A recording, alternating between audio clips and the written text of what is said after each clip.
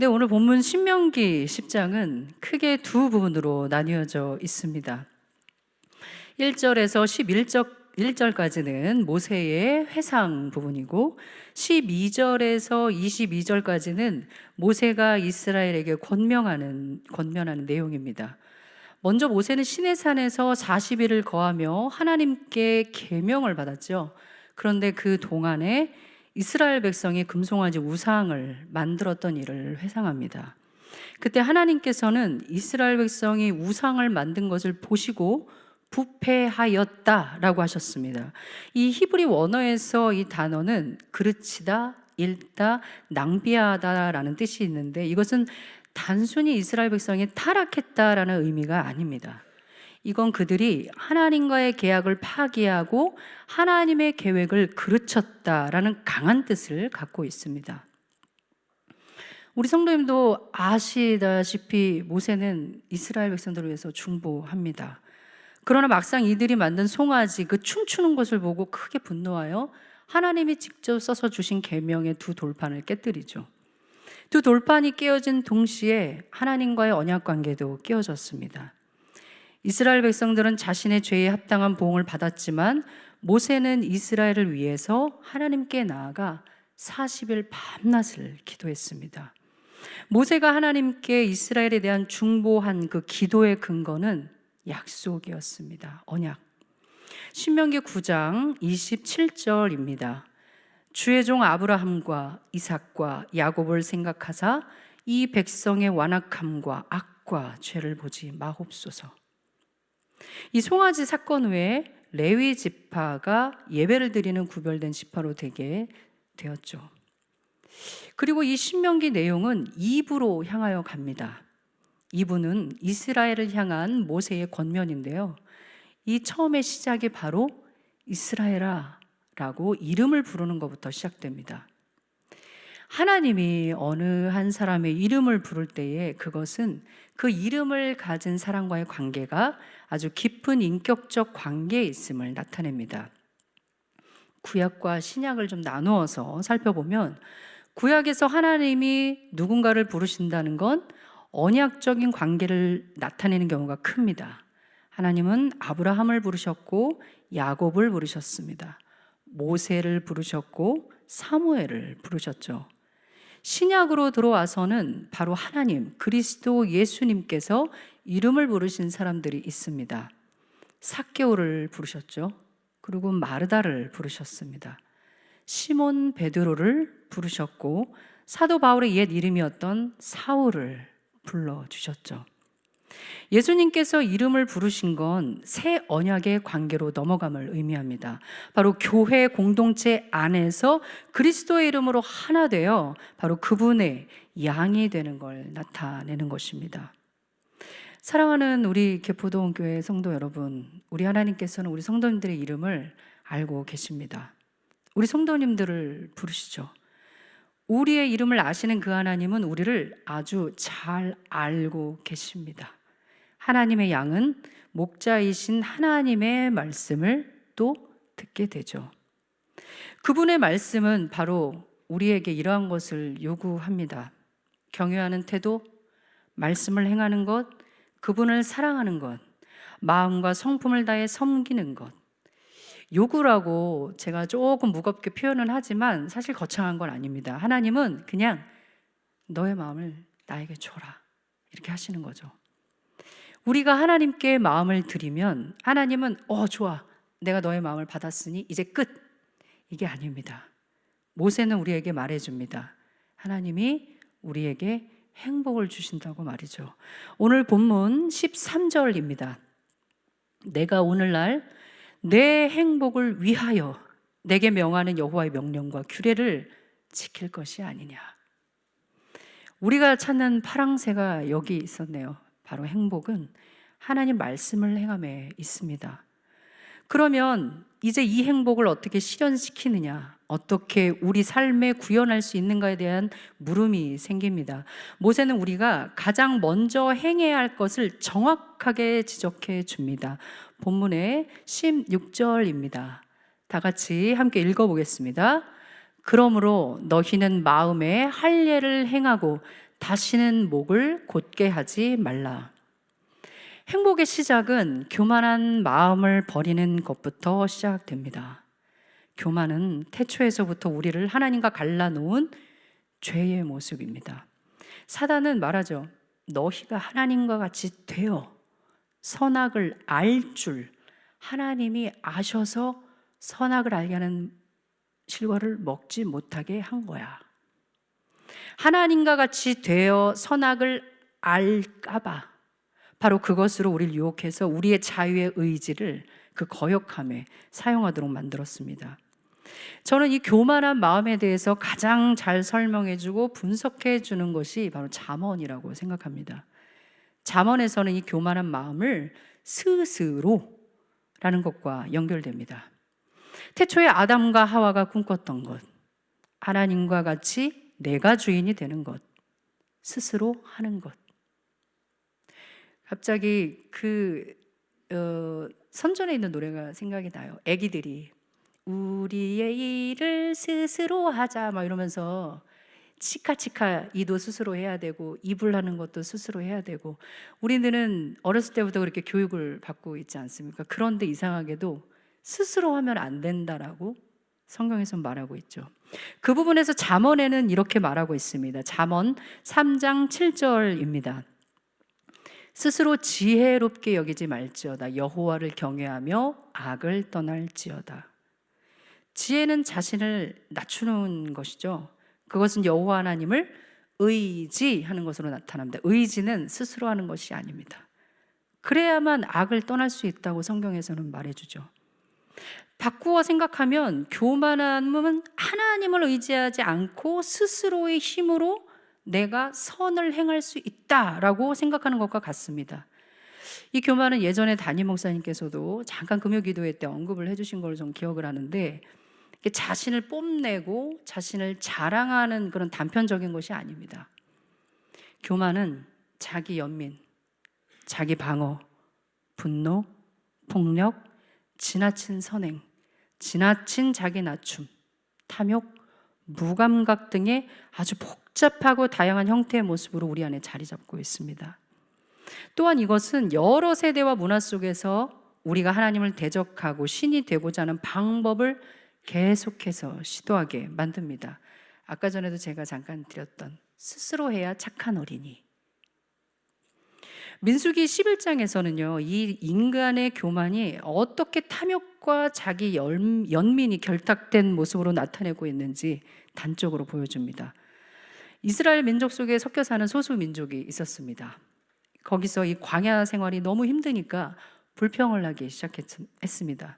불평의 이유는 딱 하나, 먹는 것 때문이었습니다. 민수기 11장 4절입니다. 이스라엘 중에 섞여 사는 무리가 탐욕을 품음에 이스라엘 자손도 다시 울며 가로되 누가 우리에게 고기를 주어 먹게 할꼬.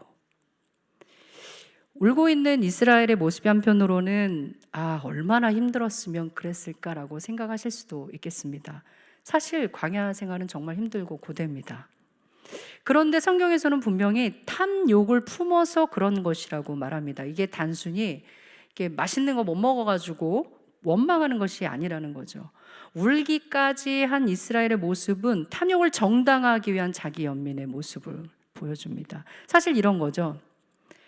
이런 음식조차도 해결하지 못하는 이 무능력한 신을 우리가 믿고 따르고 있다니, 우리는 그것도 모르고 따라 나와서 안 해도 될 고생을 하고 있구나.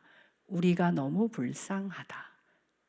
맨 마지막에 9절에 누가 우리에게 고기를 줘 먹게 할꼬.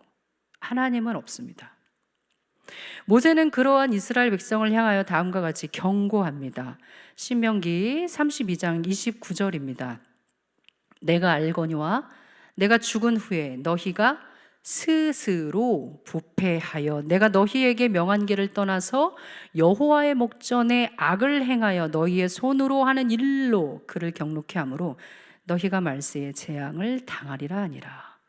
이 구절에서도 스스로라는 단어가 등장합니다. 교만은 우리가 하나님 없이 스스로 내가 내 삶의 주인이라고 행동하는 걸 말합니다. 교만은 하나님을 대적하게 만들죠. 자신들이 받은 만나라는 은혜를 잊어버리고 애굽에서 먹어보지도 못했던 걸 먹었었다고 착각을 하게 만드는 게 교만입니다. 제가 예전에 한창 코로나 때 일입니다. 같이 교회를 섬겼던 전도사님 한 분이랑 너무 목이 말라서 편의점에 들어갔습니다. 그때는 이제 손 소독제가 어디에나 있었던 때였습니다. 가서 목이 말라서 이제 음료수를 집어들고 카운터에 갔는데 소독제가 있는 거예요. 그래서 저는 당연히 소독제죠. 푸슉푸슉 눌러서 손을 이렇게 했습니다. 근데 느낌이 그냥 이상하더라고요. 그래서 그러려니 했습니다. 그랬더니 갑자기 거기 계신 편의점 직원분과 전도사님이 정말 두 분이 빵 터지셔서 으하하 웃으시는 거세요. 그래서 왜 그런가 봤더니 사실은 그게 투명 시럽이었던 거였습니다.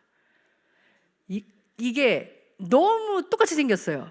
그래서 저도 모르게 좋다고 막 이렇게 했는데 전혀 몰랐습니다. 그런데 투명 시럽이라고 전도사님 이거 투명 시럽이에요 하고 그때서 아차는 그러니까 이게 끈적거리는 게 그때 느껴졌습니다. 끈적. 그래서 정말 죄송합니다 이러고 전도사님이 계산하시고 제 이제 동료 전도사님 계산하시고 전철 가서 화장실에서 손을 얼마나 씻었는지 모르겠습니다. 그래서 거기 전철에 있는 소독제를 보면서 야, 이게 이럴 수가 있구나. 그 소독제가 아니라는 걸 말해주기 전까지는 정말 그 투명 시럽이 저는 진짜 소독제인 줄 알았습니다. 이게 정말 지금 이 말씀을 준비하면서 생각이 났던 예화인데요.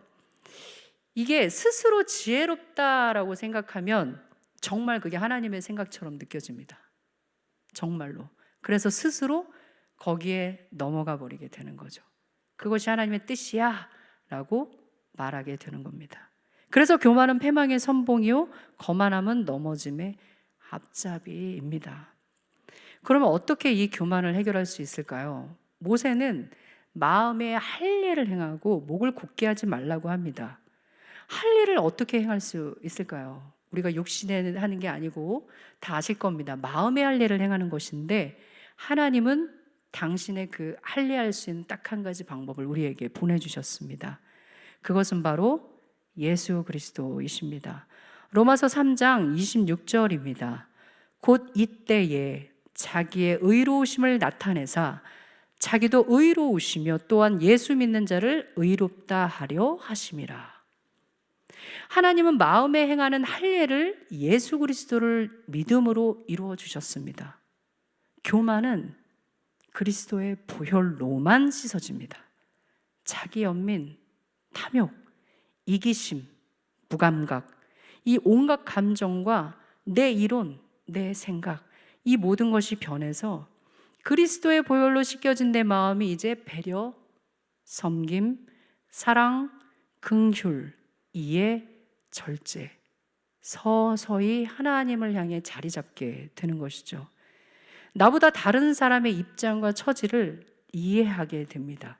생각하는 게 아니라 이해하게 됩니다. 다른 사람의 아픔에 이게 무감각했던 다 그런 거지 뭐. 무감각했던 그 감정이 다른 사람을 위해서 중보 기도가 나옵니다. 교회와 성경, 기독교 교리, 신앙생활을 세상의 잣대로 이리저리 재보고 따지던 게 내가 얼마나 아무것도 모르고 있었나 이런 탄식으로 변하게 됩니다. 스스로 지혜 있다고 생각했던 것에서 스스로 아무것도 할 수 없는 죄인입니다 라는 이 시몬 베드로의 고백 기억하시죠? 비로소 우리의 생활이 오늘 본문의 17절에서 22절의 말씀대로 이루어져 가는 겁니다. 아직도 방황하는 내 곁에 나그네들을 섬기고 불쌍히 여기게 되는 것입니다. 이스라엘 백성이 하나님께 받은 은혜로 다른 이들을 섬겨야 하는 것처럼 말이죠. 예수님도 이 부분에 대하여 이 비유를 들어 가르쳐 주셨습니다. 다 아실 겁니다. 1만 달란트 빚진 자가 은혜로운 주인이 탕감해 준 것입니다. 갚지 마. 너 참 불쌍하구나. 그러다가 이 사람이 좋다고 막 기뻐하면서 가다가 자기에게 100달란트 빚진 사람을 만났습니다. 그 사람이 말합니다. 나를 좀 봐주세요. 너무 힘듭니다. 했더니 1만 달란트 빚진 자가 안 돼, 이놈 이러고 옥에 가두었습니다. 그 마지막 비유의 구절입니다. 마태복음 18장 32절에서 33절인데요. 이에 주인이 그를 불러다가 말하되 악한 종아, 내가 빌기에 내가 내 빚을 전부 탕감하여 주었거늘 내가 너를 불쌍히 여긴과 같이 너도 내 동료를 불쌍히 여김이 마땅하지 아니하냐 하고. 사랑하는 우리 개포동교회 성도 여러분, 하나님은 놀라우신 창조주이십니다. 우리의 찬송이시고 회전하는 그림자도 없으신 분이시고 우리가 도저히 상상할 수도 없는 위엄과 영광으로 가득 차신 분입니다. 다 믿으실 겁니다. 그분이 하나뿐인 아들을 우리에게 주셨습니다. 주홍빛 같은 우리 죄를 사해 주셨죠. 하나님은 가르쳐 주셨어요. 우리가 어떻게 믿고 살아가야 하는지, 우리가 어떻게 교만한 마음을 벗어버리고 겸손을 입어야 하는지 지금 이 시간도 우리는 가르침을 받고 있습니다. 그렇지만 여기서 멈추면 안 되고 섬길 수 있어야 하겠습니다. 왜냐하면 그래야만 하나님이 나를 통해 영광 받으시는 것을 믿지 않는 나그네인 우리 곁에 사람들이 보게 되기 때문입니다. 그것이 행복입니다. 그것이 우리의 진정한 신앙이요 율법입니다.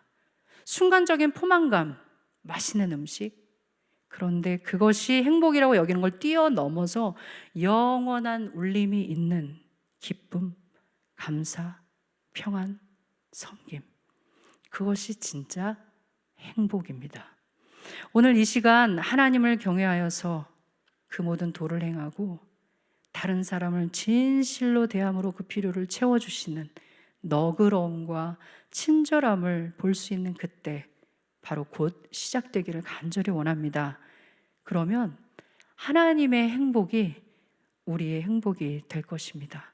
그 행복을 누리시는 우리 사랑하는 성도님들 되시길 간절히 축원드립니다.